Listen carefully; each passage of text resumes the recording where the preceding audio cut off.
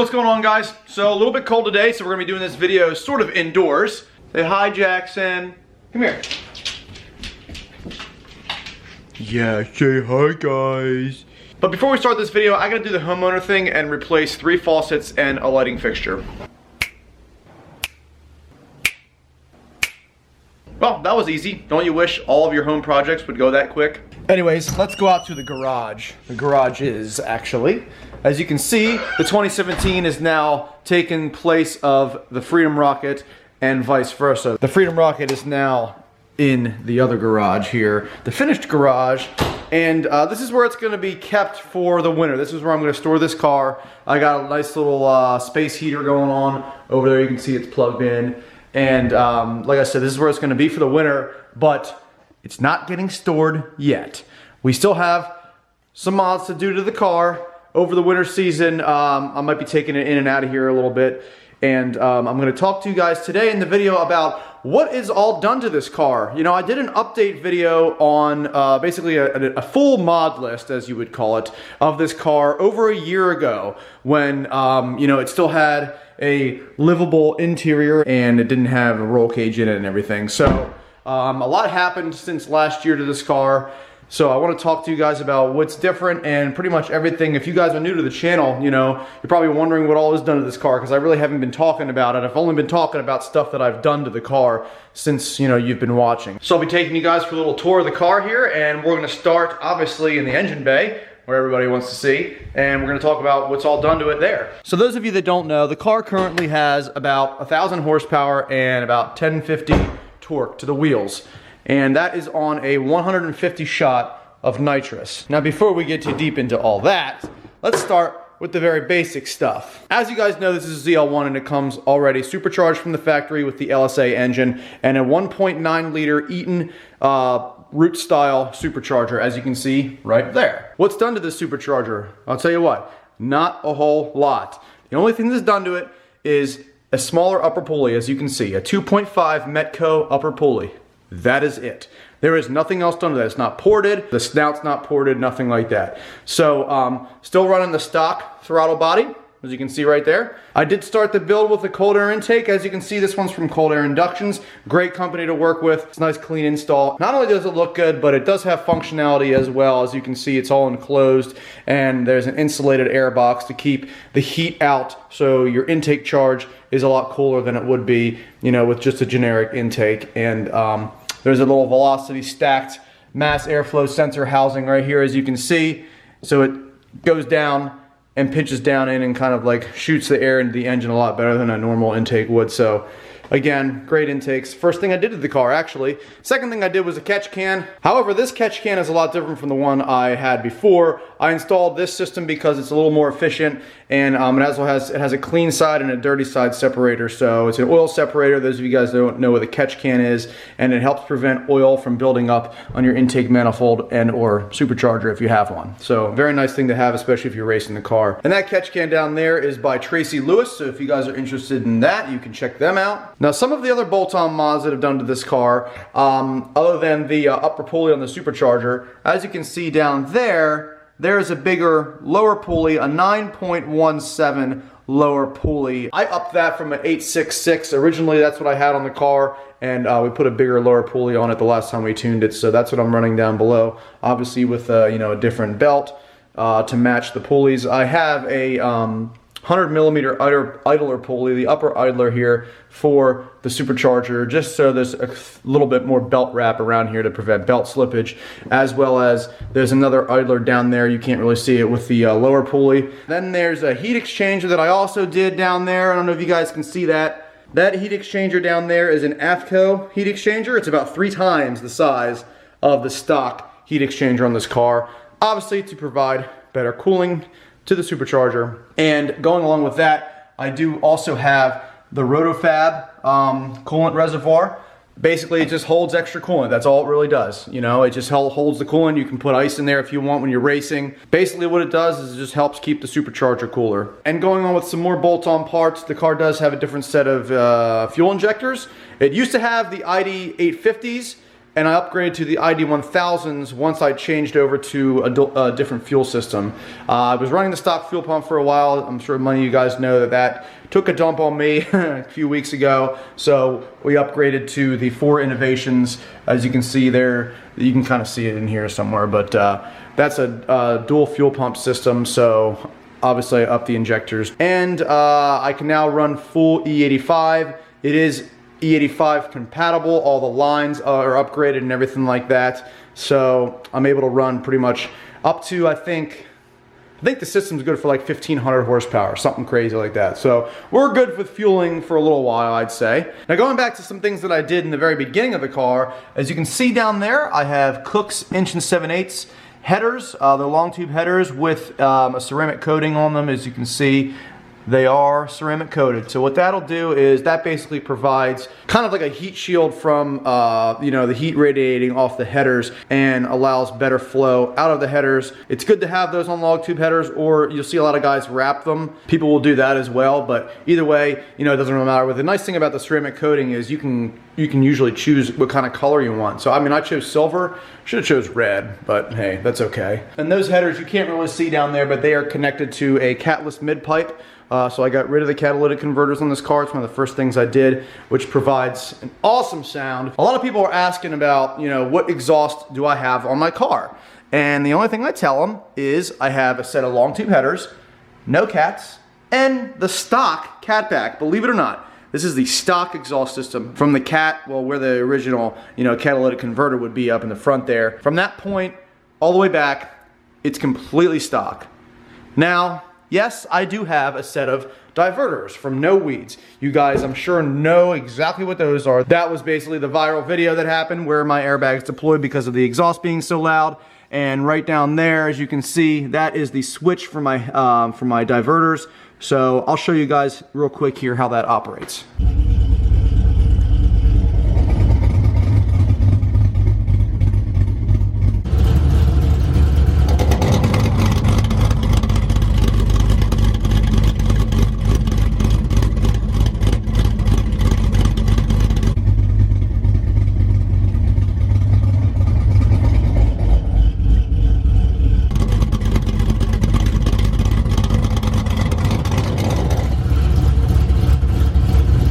So that's what gives me the sound that you guys hear, that sound that the really extremely loud sound of this car, basically running right off the headers. You know, it's nice because I can open them when I'm at the drag strip, and you know, when I come home, or if I don't want to wake the neighbors up, I can close them off and have the exhaust routed back here, which is obviously normal operation. So I like the diversity of that system. Some of you guys might like that as well if you drive your cars a lot and you don't want it to be loud all the time.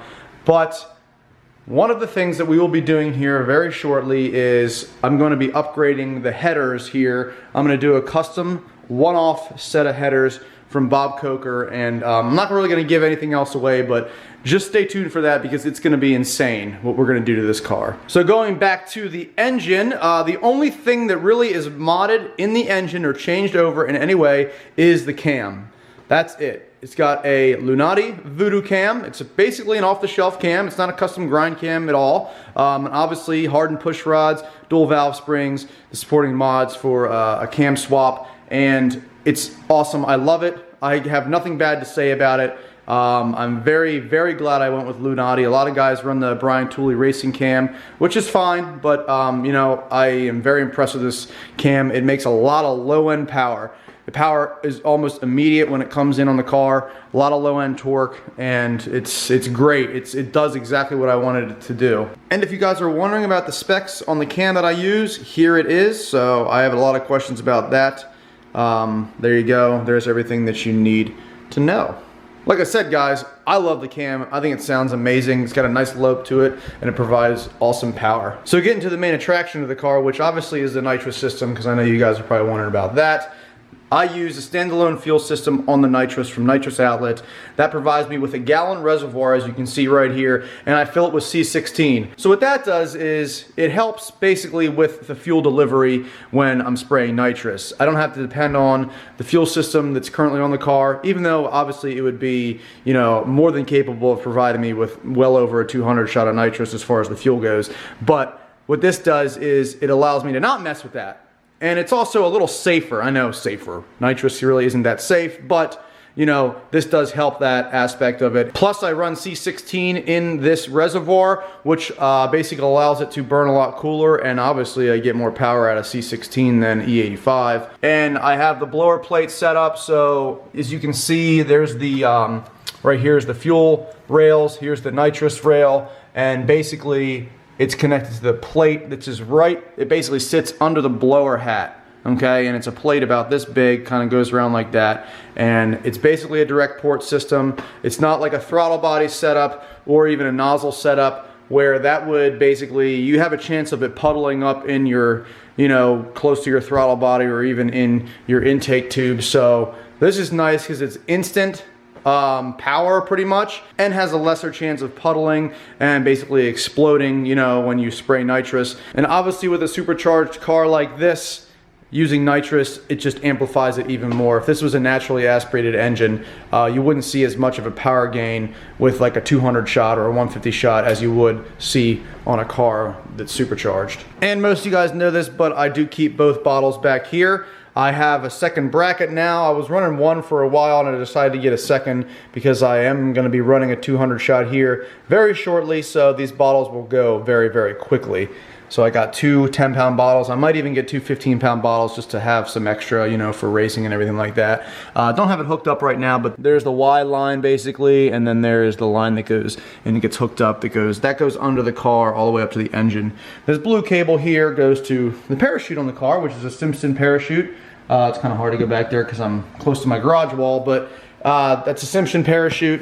It's basically mounted to a bracket, custom bracket from Coker chassis, and basically it takes place of the crash bar in this car. So you take the rear crash bar out, put a basically chromoly steel roll bar, as it looks kind of like a single bar, and then it comes out here, mounts, and this is actually, you can take this off. You can disconnect the entire chute and take it off. That's also nice as well. So if you guys are interested in the chute for your 5th gen Camaro, check out Bob Coker. And there is the handle to pull the chute.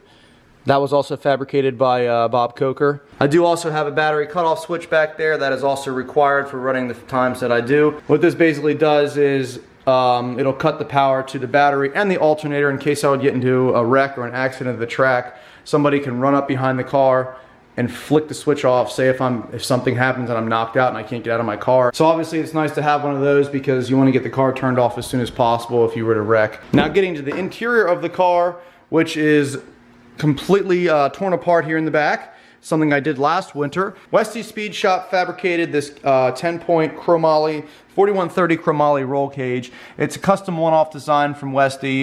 He could probably do it again on a 5th gen if you guys are interested. Basically, it's everything a 6-point roll cage is, with the addition of the rocker, or the kicker bars here, and then obviously the down bars here on the A-pillar. As you can see, they come up, and then the halo, which is above you, that connects to the main hoop right here. This is the part of the halo right up here. That is also required when you're running sub 10-second quarter miles, so 9.9 and faster. This car currently runs a 9.38 at 148 or 147, somewhere around there. I think it's 147.5. These seats are Corbeau FX1 Pro racing seats. They weigh about 17 pounds each, which is very nice because the front seats in these cars weigh over 50 pounds. So I saved a lot of weight by adding these seats. And then obviously Corbeau 5-point harnesses directly, you know, you can order this stuff from their website. Now when I took out the rear seats of the car, those weighed about, I think, close to 50 pounds. So taking those out, taking the 2 seats out, I removed 150 pounds. Putting back those seats, I added like maybe 40 pounds, if that. And then obviously the roll cage, you know, that's probably the heaviest part of this interior.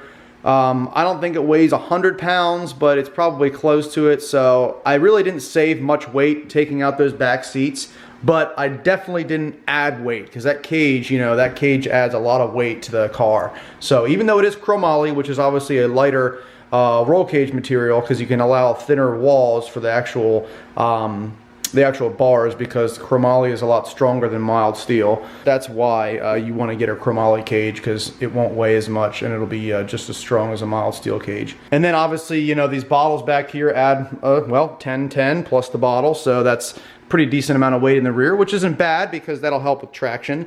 Now, as you can see up front here, I'm running 4.5 inch skinnies, or 17-inch wheels, 17 by 4.5, so that is saving me a lot of weight up front, less rotational mass, which is good. And then obviously back here, I'm running 17 by 10.5 instead of the stock 20 by 11s in the back. And up front, they would be 20 by 10s. So I'm saving a lot of weight in wheels and tires. But so I'd say the car probably weighs close to 4,000. You know, stock, this car weighed 4120 with me in it.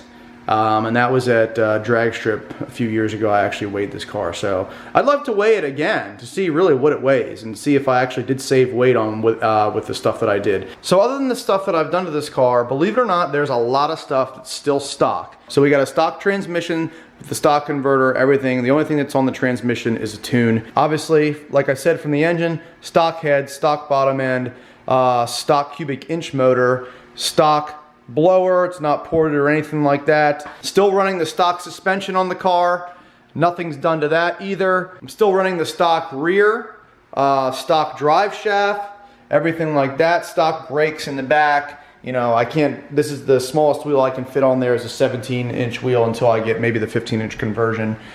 Same with the front, stock brakes up front. The car still does have AC heat and a radio with Bluetooth. So it's funny, but you know, hey, whatever. So other than that, I'm still planning on doing some things with this car before the end of the season. Whether or not I get a chance to go race it, I don't know. It is getting kind of cold. That's also why I'm doing it in this garage right now, because it's freezing outside and it's kind of windy. But like I said, yeah, I don't know if I'm going to be able to take this car to the track again this year. I'm hoping I can take it there at least one more time, but I do have a few things still to do to the car. I'm definitely going to be swapping the transmission out with the Turbo 400 so we can get not just a 3-speed trans, a built transmission. We can also get a trans brake on the car, and maybe I can do a 2-step to help with launching the car a lot better. I can cut a 1/4 60-foot right now with the stock transmission and stock converter, but I think it's really holding me back. Not to mention, it really can only handle about 800 pound-feet of torque, and that's crank, not wheel torque. And this car is obviously making, you know, 1050 wheel torque. So it's a little bit much for the transmission, but hey, you know what? It had a good run, and it's still, I mean, it still functions fine. It still drives fine on the street, you know, no issues there. But I think once, you know, when I'm spraying the nitrous, it just doesn't know what to do, and it's kind of way too much power for it to handle. So we're gonna get a built Turbo 400 with a trans brake, and we're gonna see what we can do with the car then. Also, in a couple days here this week, I'm gonna be retuning the car for a 200 shot. So we're gonna send it. I told you guys that earlier, but my appointment got canceled, unfortunately, due to bad weather. So we're gonna go down to Westchester and get the car tuned up by Complete Street Performance. And I'm very excited to go to those guys and see what they can do with the car. But other than that, thank you guys for watching this video. I appreciate it. I know it's a little different from some of the videos I do, but I thought, you know, hey, a lot of guys were asking me about this, so I figured I'd just do a quick rundown. Well, not really quick, but a full rundown on everything that is done to this car and the things that I plan on doing in the very near future. So, Freedom Rocket t-shirts and posters are available on the online store. I'll have all that info below in the description. You guys can check that out. If you're coming here for the first time, please hit that subscribe button and have a great day.